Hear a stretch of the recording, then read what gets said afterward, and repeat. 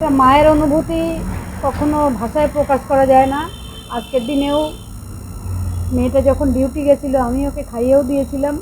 রোজকারই আমার নিয়ম ছিল, ভোর 4টায় ও ঘুমাতো আর আমি উঠতাম, সমস্ত কাজ ওর আমি করে দিতাম। ও আমার ঘরে এক গ্লাস জলও ভরে খেত না, কারণ ওর হসপিটালে অনেক কাজ, অনেক সেবা করতো মানুষের।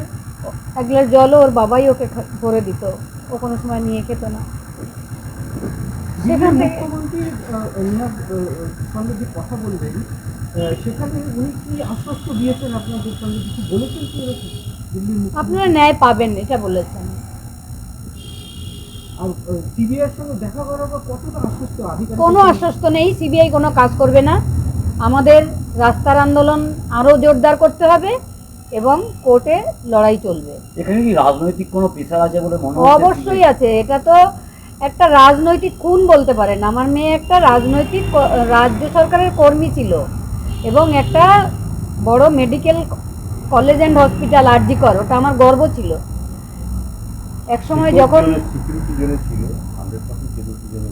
ওই হসপিটালটা যখন প্রতিষ্ঠিত হয়েছিল, রাধা গোবিন্দ কর তার জীবনী আমি পড়ে আমি মেয়েটাকে গর্ব করেই বলতাম, তুই যদি আরজি কর হসপিটালে চান্স পাস তাহলে খুব ভালো হবে।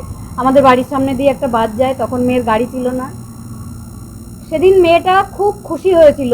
সেই সিকিউরিটি জোনে তার সঙ্গে যে এই ঘটনাটা ঘটবে, এটা যেমন সেও ভাবতে পারেনি, আমরাও ভাবতে পারিনি। তবে দুর্নীতির সমস্তটাই আমার মেয়ে জানতো, আমরাও জানতাম।